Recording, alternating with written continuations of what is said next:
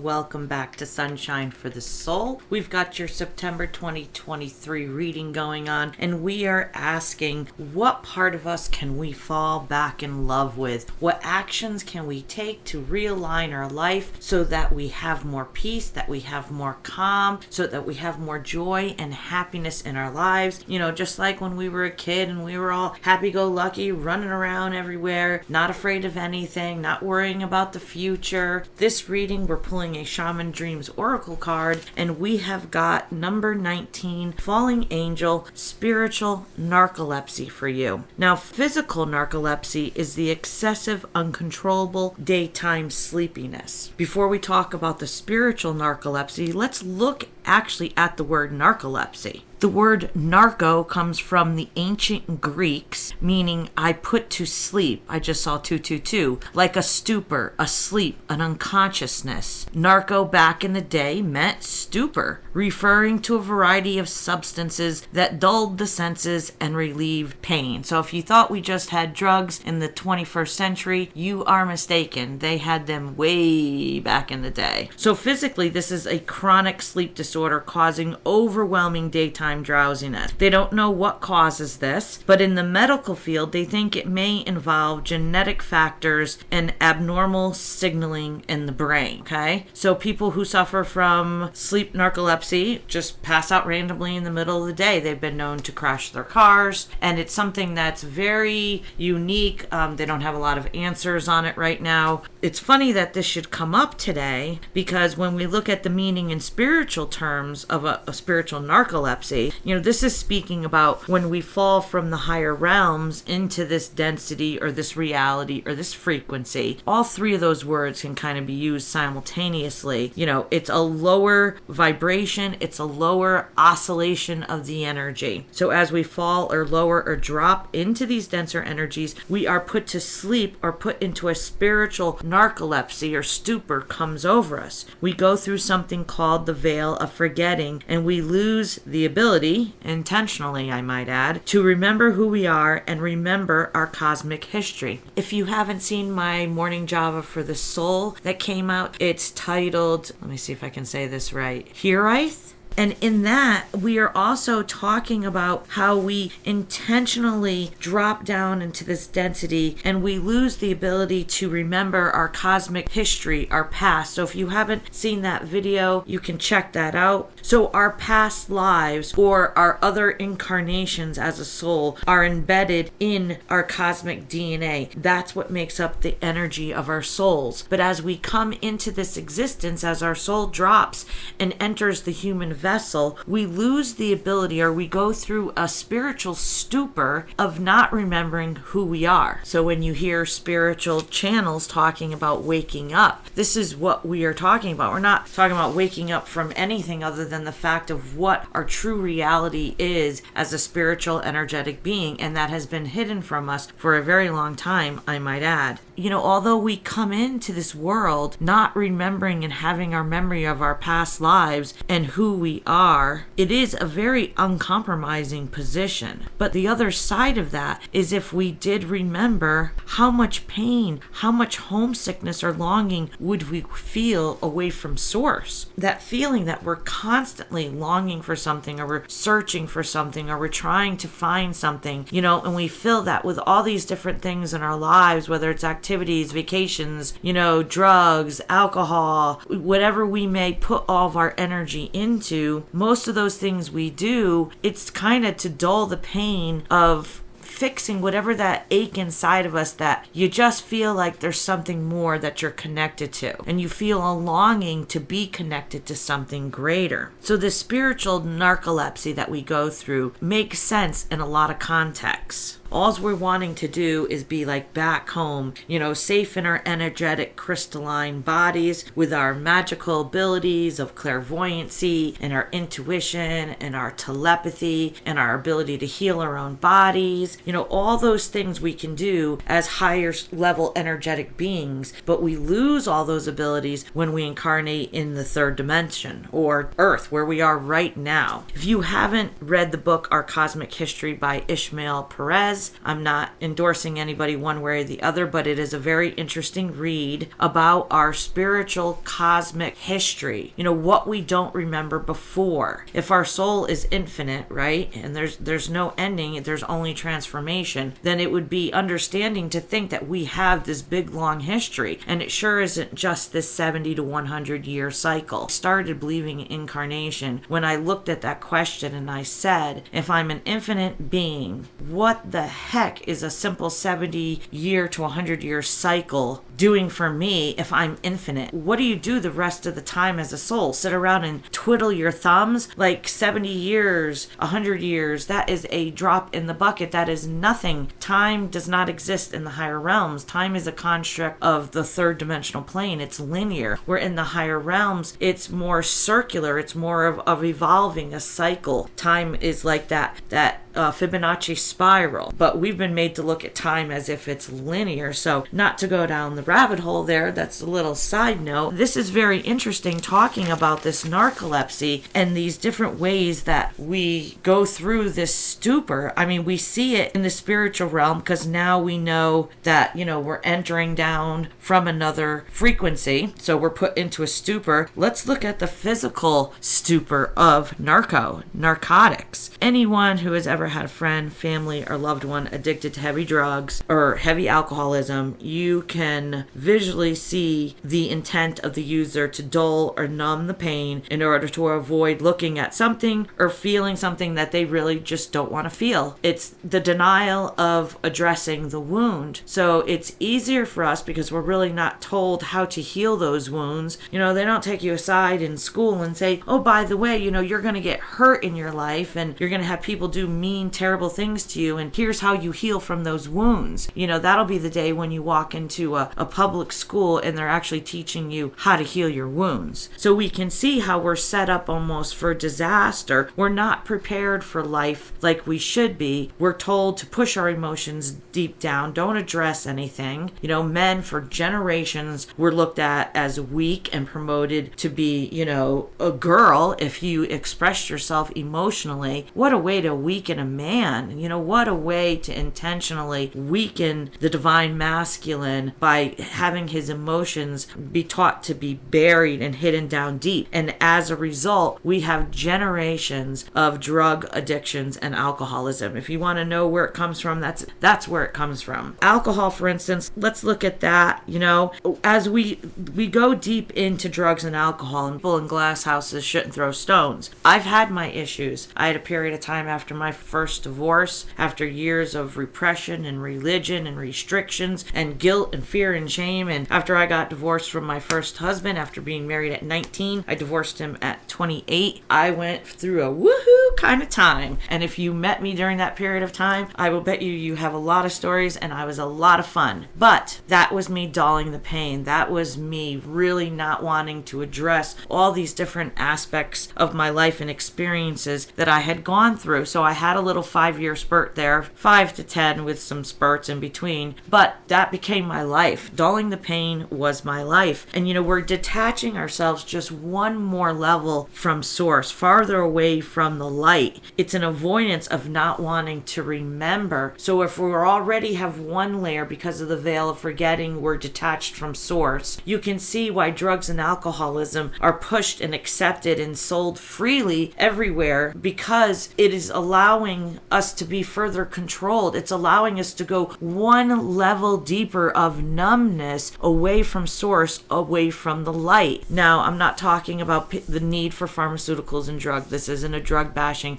I'm a firm believer in all natural substance, and I will be the first to admit cannabis, CBD, has been my lifesaver for anxiety, for my Lyme's disease, for joint. So this isn't a drug bashing. This is addressing, like alcohol, for instance, is a potent drug and a massive depressive on the ability for your brain to create the endorphins that put you in a balanced, better mood. So you're struggling with these things in your life. You don't want to take a look at them. Alcohol gets introduced use, side stage, act one, we get involved in drinking, and instead of it lifting us up and bringing us higher, it actually doubles down by taking away and blocking the exact chemical hormones in our brain that put us into a better mood. Alcohol is an antidepressant, period. So let's talk about large amounts of alcohols being consumed. Let's say binge drinking. Like, no one wants to actually take a look at what that does to your body. I've been there. That short period of time, I was down for a good time. But, hit it hard, hit it fast, hit it cheap, have a blast, bunch of memories.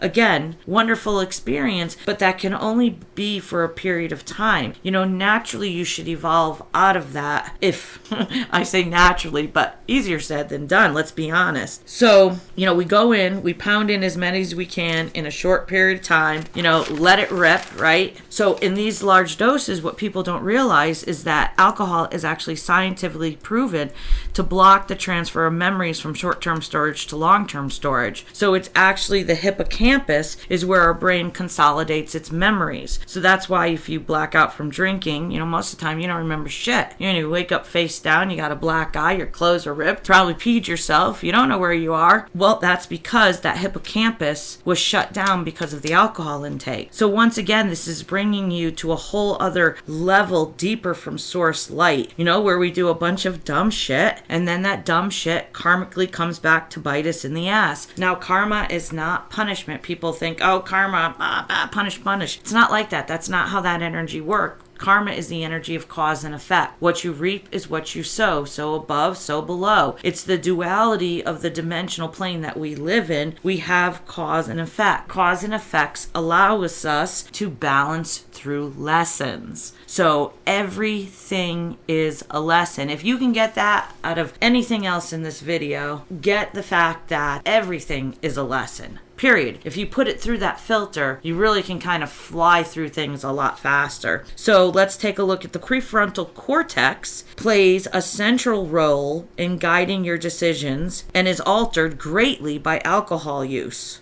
So even the prefrontal cortex, so you're doing things you wouldn't normally do. Your inhibitions are thrown aside, because for a moment there, all the fear, all the guilt, all the shame, all the anxiety, all the dark energy, all that low dense energy that we're holding gets temporarily kind of pushed to the side. So then you kind of step into, big balls McGraw, where you're able to go do these things that you normally wouldn't do. And it's funny in a lot of sense. And it kind of, you go, well, why can I do those things when I'm drunk, but I can't do them when I'm sober? Now that's the lesson. If you can get to the point where you're not using drugs or alcohol to live in that state where you can take chances, you can take risks, you can make calculated decisions for yourself, you can be the driver in the car seat of your own life and have that confidence because you're not backed down by fear. And the only way you can do that is to heal your wounds. This all comes back to figuring out,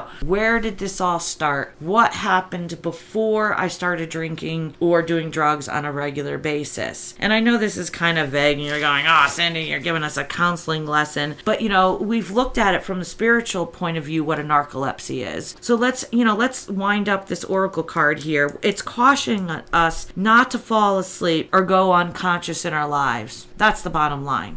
Be conscious and aware of what we are using to numb or be in a stupor state. Also, we should be aware of why we enjoy being in a state of stupor. If you're looking to cut loose and have fun and you do it every once in a while and, it's not something that is an addiction over your life and it's like having a glass of wine, going to a wine festival. I'm not bashing going out and having a good time. This is saying if you are using it as a tool and it's controlling your life and it's causing you to not be able to go see people's places and things, well then that means it has a control over you. So your life is going to be out of balance because that is going to be the controlling factor. We've got to look at what we are avoiding, what don't we want to feel and why. This is really digging into our shadow sides to start the healing process of clearing out those dense energies. This card is also reminding us not to be seduced by fallen angels that are in so low of an energy or so dense that they're lost in the darkness when they giving them no other option but to feed off your light. These can can be supposed friends, frenemies, or companions who are ready to use you for their pleasure and have only their interests in mind. And this is a spiritual vampire. So, once we get our own selves in check and we're making sure that we're not bleeding light anywhere, we're not in those dark places, those depressive, lonely places, and we're rising into the light. As you ascend, you'll find your habits will get tossed aside. Your bad eating habits will get tossed aside. Everything about you is in an upgrading process. So next comes your relationships around you. And then you start looking at okay, who's a good influence on me? Who's not? Who's drawing off of my energy and who's adding to my energy? This process of my ascension was ongoing for the last 3 years. People coming and going out of my life. And it taught me to be able to discern which of my relationships were draining and which of them were not. Because of our energy being our most valuable asset, we are energy. We are valuable. Anything we put our time or energy into is extremely valuable. So we have to be discerning where we're putting it and how much we're allowing it to be drained out. So this is where we're learning how to be an energetic being. This is where we're learning how to work with the energies, almost manipulate the energies in a good way. We're just learning this now. So you can see the balance, how if you want to stay in a peaceful state, if you want to stay in the 4th and 5th dimensional frequencies of light and of productivity and flow of the universe, where you see synchronicity all day long, that you're in this completely creative state, you're able to deal with people's problems, places, and things on a whole new level. Well, in order to maintain that, it requires intentionally balancing out the energies around you. You balance out what's in you first, and then you maintain your outside balance. So as you rise in frequency, as we ascend, we're clearing out these dense energies. And to receive the gift from the fallen angel, card number 19, this is an invitation to study the forest from above the trees. In other words, start analyzing your situation from a higher perspective. Look at things through a different filter, about your wounds, about any addictions you have, about any codependencies or obsessions that you have. Put them through that filter, that lens of what lesson is this trying to teach me, and backtrack it. And if you're interested in hearing more about healing wounds, don't just watch your one zodiac sign, watch the other zodiac signs. I have a lot of messages embedded in that. They're advertised. You have to put something on it. Eventually I probably won't even do signs specifically, because as a spiritual energetic being, every planet, every sign was in existence. So as we entered, there is a little bit of everything in us. It would be impossible not to have drawn that energy, even if it's not in your main natal birth chart. There's still an influence there. So don't be afraid to look at other videos. And that song just keeps coming to me as I was doing this video. I just saw 2222. That song, Bring Me Higher Love. Bring me a higher love. That song right there, you remember that? That's got to be late 80s, early 90s. As we go through this process, I promise you, the difficult shadow work, that is a period of time that you will come out of. And then once you've done some of those big wound healings, you start feeling kind of pretty good, and stuff will come up. You're always in a constant state of healing because you're always in a constant state of having experience. But remember, the mission here is that the more we clean out those heavy energies, the more light can come in, the higher we can raise in frequency, the more connected we are to source, the more we remember who we are, the more our gifts come online, and the more we step into the role as the co-creator of our reality. You create what it is you want to experience. If you want to experience the low dense energies of addictions and alcoholism, great, do it. You have that choice. As a spiritual being, you have universal free will. And if you're there, it means you have some lessons to learn. So, have fun, man. Some of my best memories are my party days. But there comes a time where you have to ask yourself, can I stay here forever? Or is it time for me to move forward? Is it time for me to go towards higher love? Knowing that I deserve it, knowing that I've had these lessons for a reason, but you can be the only one to decide when you want something different. Change requires action. That's the bottom line. You could talk about it all day long, hope, wish, pray, want to manifest something, but unless you put one foot in front of the other, it is not going to happen. It's all on you. So you guys, I hope you enjoyed this reading. You are courageous. You got this. We went down this little bit of a rabbit hole on spiritual narcolepsy, but just, be aware that certain things put us in a stupor. And I don't know about you, but I was very happy to wake up and live and embrace the fact that I'm a spiritual, energetic being having a human experience, and it is a wild ride. Don't forget to hit that like, share, subscribe button if this resonated with you. Give me a peace sign in that comment section. Let me know that you were here and you felt the vibes. And you guys, I will see you at your next reading, sending you all the peace, love, and light.